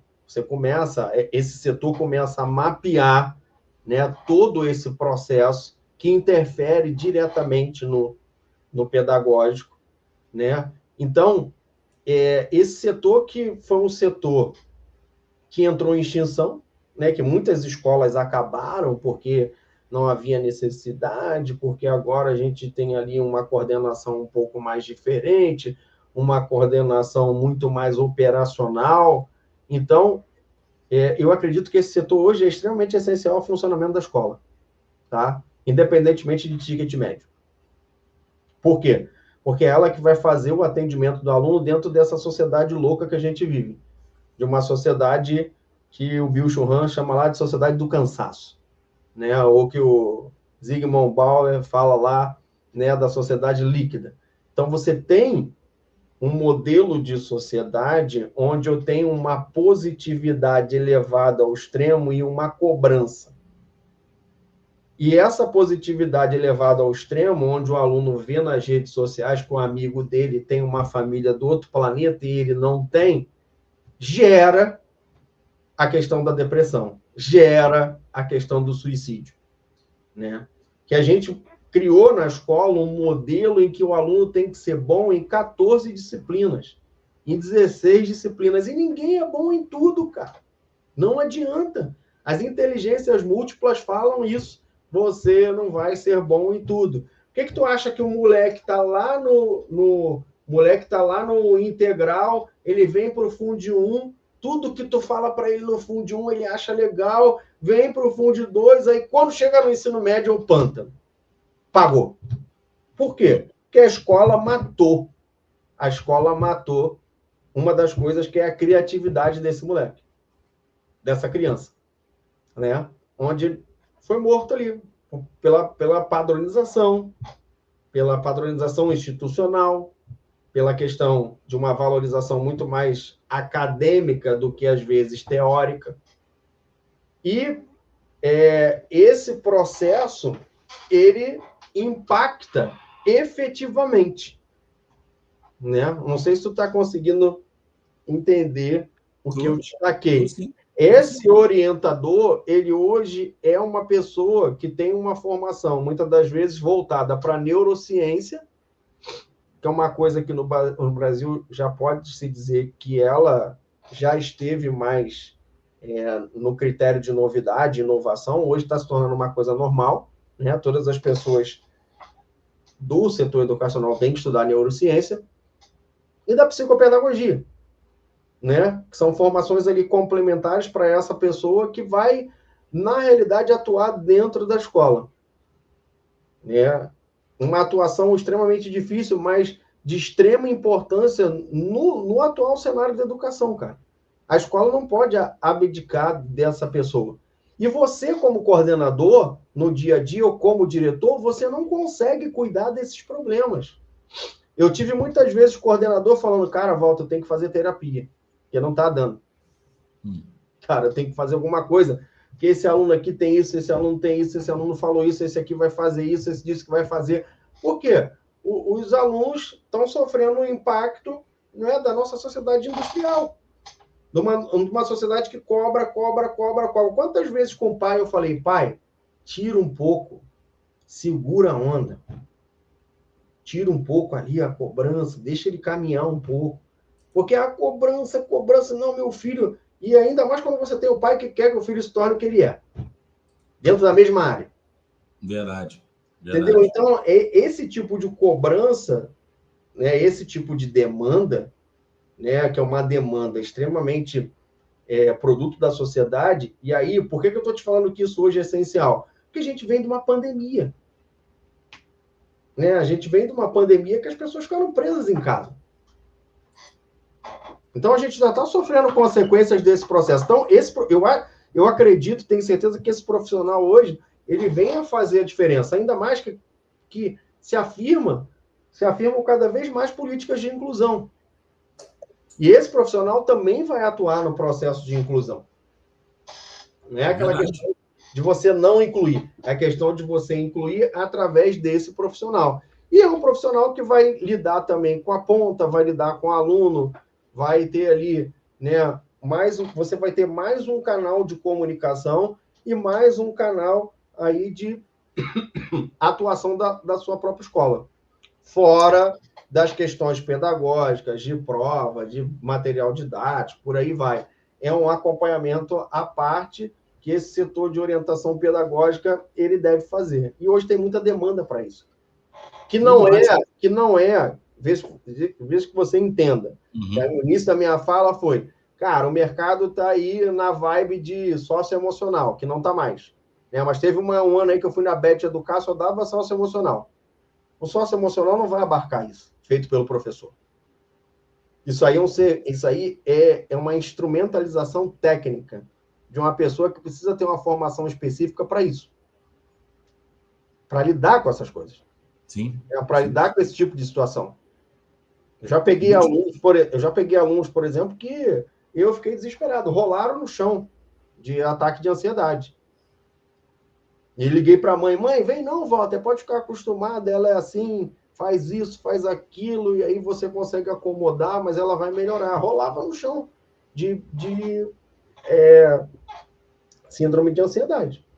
Então, essa perspectiva que você trouxe sobre essa função da orientação pedagógica, eu nunca tinha ouvido. Eu aprendo sempre alguma coisa nova, e acho que isso daí foi bem bacana aí, de ter ouvido essa questão da orientação pedagógica. E, assim, são elementos que a gente vai juntando nesse quebra-cabeça, pensando, obviamente, em formação do aluno, mas puxando aqui um pouquinho para o comercial, aqui, pensando em matrícula do aluno e retenção de aluno, realmente vira uma peça fundamental ali na equipe pedagógica, né? Que é algo que vai garantir, e cada vez mais são pessoas que a gente tem que, de alguma forma, valorizar e mostrar para o pai que existe dentro da escola aquela figura. Mas o problema está aí, Arantes, na questão da valorização, que às vezes vem aquela história, o cara sabe o pedagogês, e não sabe...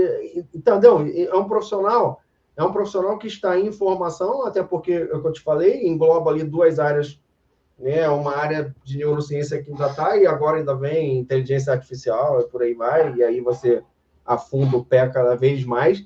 Mas é um profissional hoje, é um elemento essencial.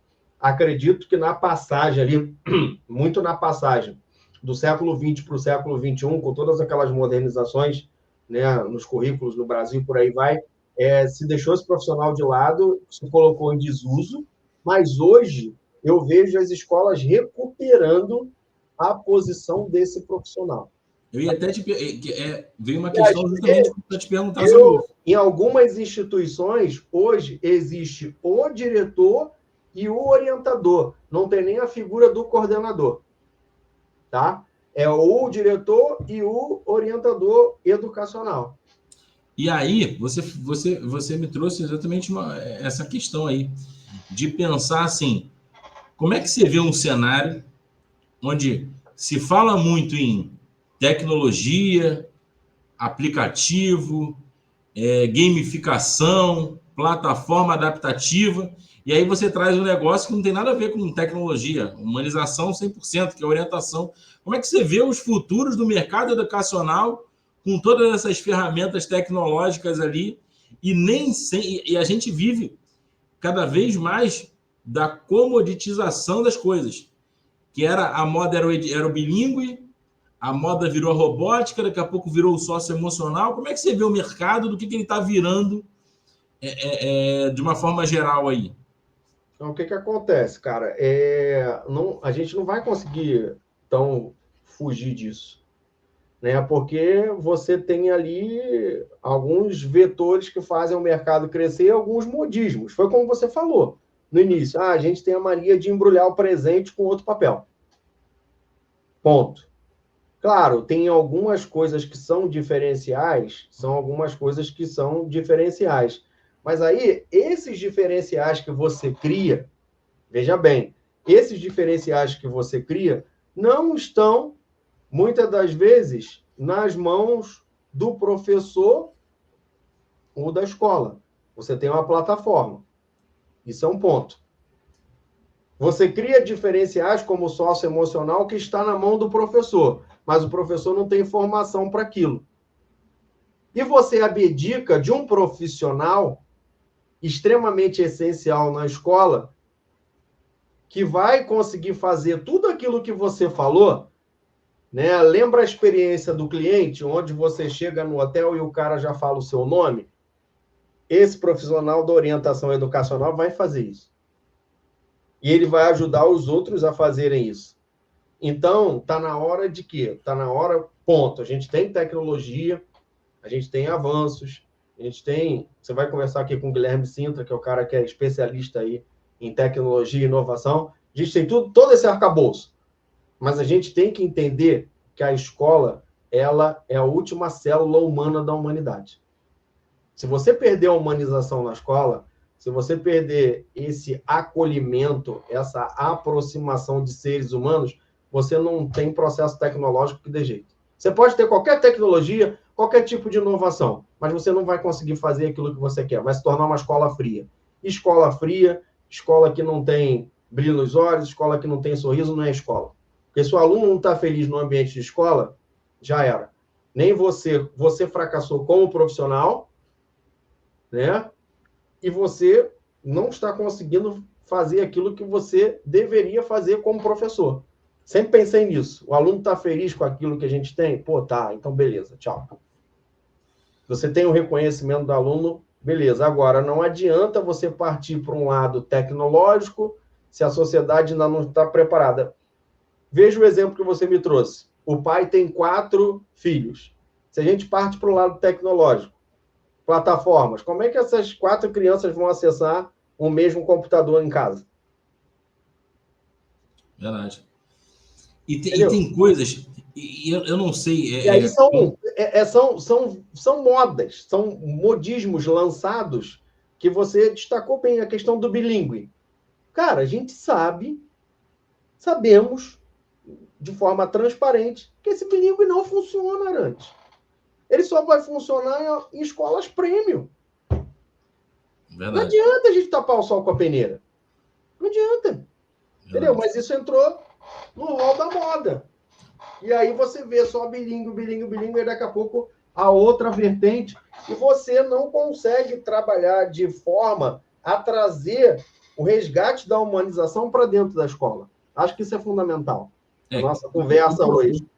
O projeto bilíngue, assim como o do socioemocional e o da robótica, eles são, não é para desqualificar, não. Acho que eles são muito interessantes. Eu acho que o problema deles é que a gente oferece algo que é muito bom e na hora de empacotar, o tempo de aula ali, dentro daquela proposta que a gente tem hoje, da grade horária que a gente tem, a gente não consegue fazer efetivamente a coisa acontecer.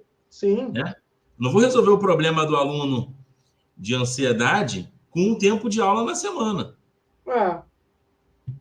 Né? E aí é complexo, né? É uma disciplina que é importante, ela é relevante, o projeto é fundamental. Sim, eu não tô falando na desqualificação, eu estou falando que tem que ter alguém, na minha concepção, tem que ter alguém na unidade escolar para unir essas pontas.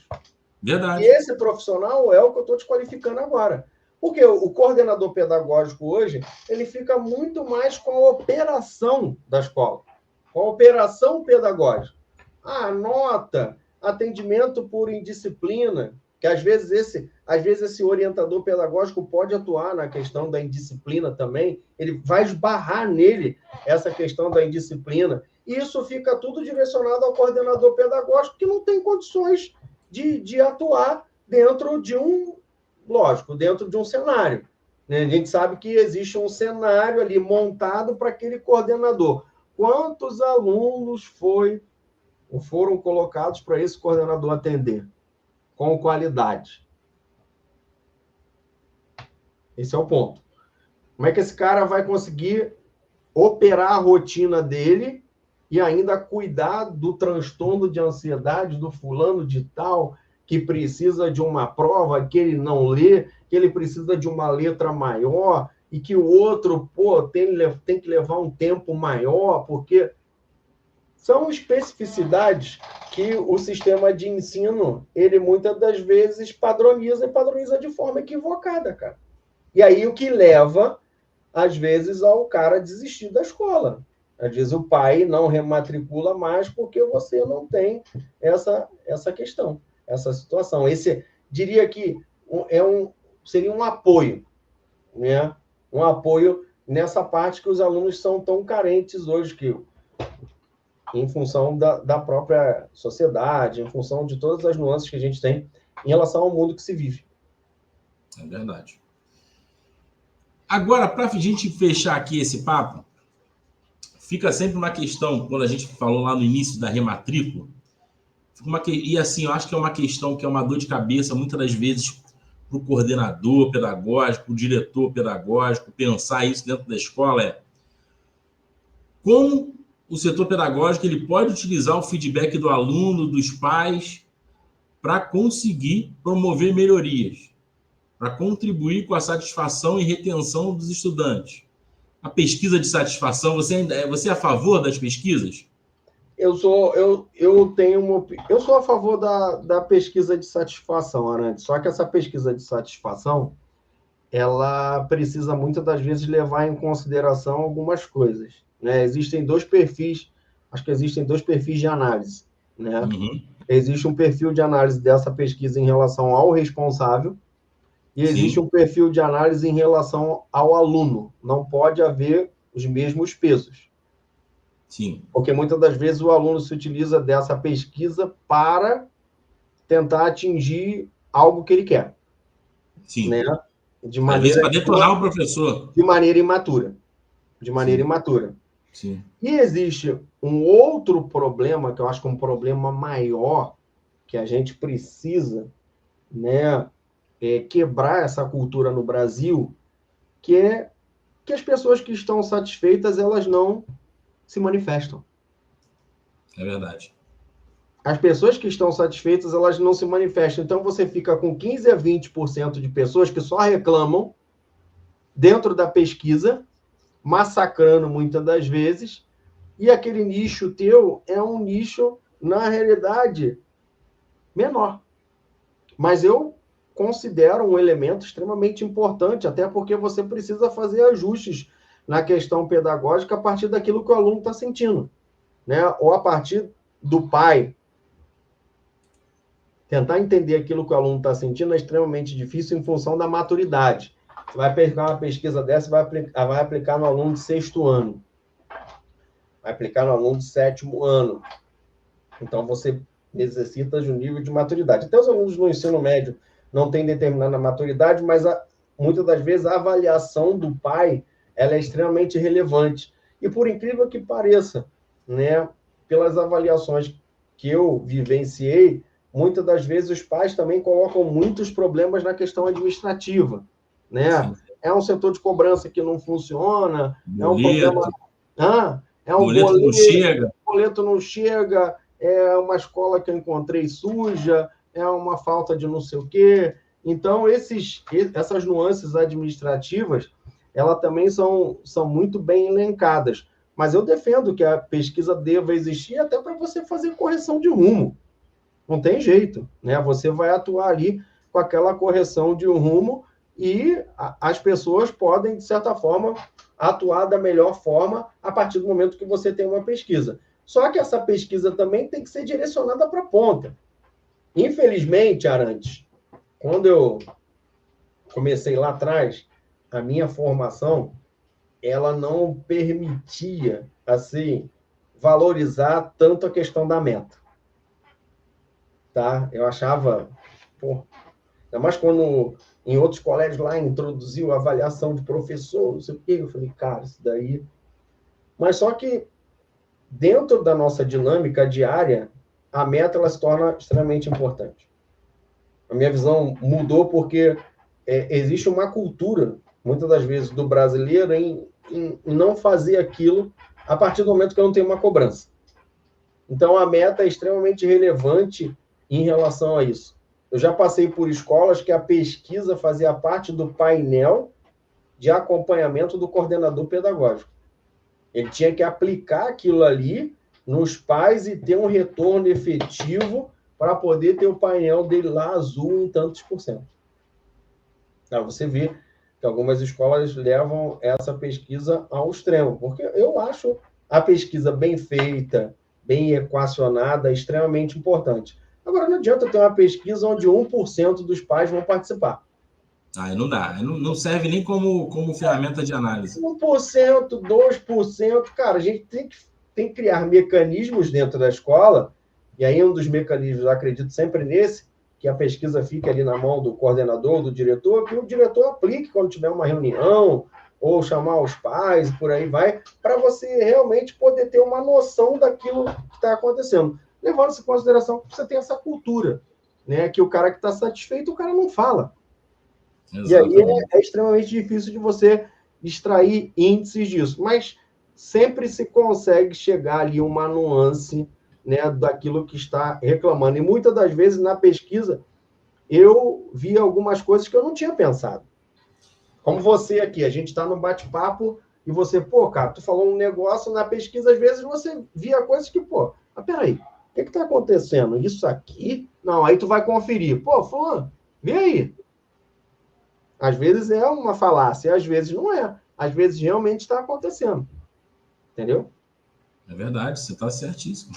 Eu acho que assim, é o termômetro, né? A pesquisa ela te ajuda a dar pelo menos uma direcionada. Eu não posso levar a ferro a fogo. Faço pesquisa no aluno, o aluno fala, o diretor está me perseguindo. Igual eu já vi. O diretor está perseguindo. Então, diante desse resultado da pesquisa, vamos criar um setor de ouvidoria para o aluno. Aí eu costumo dizer, é igual o feedback atravessado. Eu costumo dizer que aí é a gestão por meio da fofoca. Aí não funciona. Eu já vi lugares... E aí você vai montar um tribunal, pô. O professor... Por que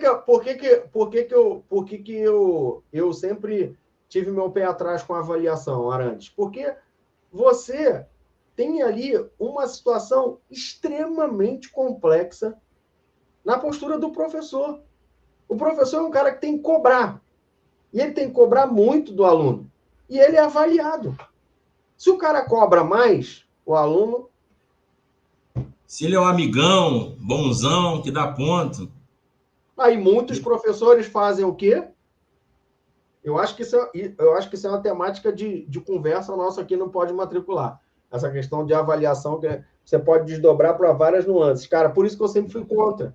Aí o coordenador pedagógico, beleza, o coordenador pedagógico, ele acumula a questão disciplinar. É ele que vai dar a suspensão, a advertência.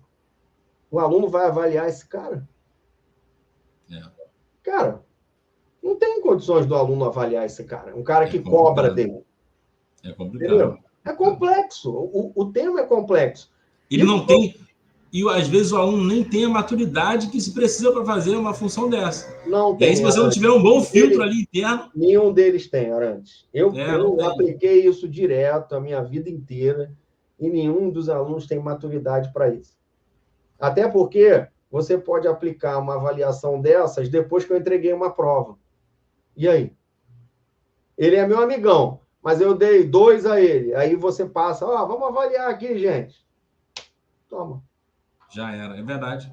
Já era. E aí você tem que... Aí eu acredito muito que a escola tem que entender o profissional que ela tem, saber qual profissional que ela tem, ter aquele professor ali por um tempo maior, criar essas raízes, né? Porque o professor, dentro da escola, apesar dele não ser um fator decisivo hoje para a escolha do pai, o professor que está ali há muitos anos, ele já tem um papel decisivo nesse processo aí. Principalmente quando ele dá aula para o aluno do 6º, vai para o 7º, vai para o 8º, para o 9º, entendeu? Ele é um elemento de extrema importância dentro dessa questão, que deve ser considerado. Mas a gente tem que levar em consideração aí parâmetros diferentes de avaliação para pais e para alunos, né? Eu não posso estabelecer a mesma parametrização, senão você vai cair naquilo que você falou, no feedback atravessado, né? Tu não vai chegar a conclusão nenhuma. É verdade. Top demais esse papo aí. Walter Bernardes, professor de História na Prefeitura do Rio de Janeiro, cofundador da Rede Matriz Educação, onde também foi diretor pedagógico, MBA em Gestão Escolar pela USP. Batemos um papo aí. Mestrado em Ensino de História. Que esse cara é um fenômeno. Edição número 7 do Pode Matricular. Walter, bom bater esse papo contigo, meu amigo. A gente tem que marcar aquele café para você pagar, de preferência. Vamos sim. Foi um prazer, cara, grande estar aqui conversando com você, com um cara que eu tive o prazer aí de conhecer nessa jornada, um cara que entende bastante do processo educacional, né, e da parte comercial, e passa a atuar também, conhecer muito de pedagógico, muito de experiência com o cliente. Tentando prazer grande aqui a gente está batendo esse papo, no estilo, como você fala, né, no estilo Jô Soares. Só faltou o dinheiro, né, cara, a gente, né? Do teu lado e do meu, do Jô Soares, né? Porque, pô, entendeu? Mas eu sei que a gente vai ficar rico ainda um dia. Um dia. A gente vai deixar de ser proletário, né? Já somos. Saúde impecável, pô. Você não, você hoje mora em frente à praia, né, cara? É outra coisa. Né? É outra coisa. Valeu, Arantes. Pessoal, obrigado, valeu, um grande abraço. Vou ficar ainda mais uns 2 minutinhos aqui com o Walter em off, mas vou encerrar agora a nossa live aqui. Obrigado, galera. Valeu. Pode matricular, edição número 7. Valeu, tchau, tchau.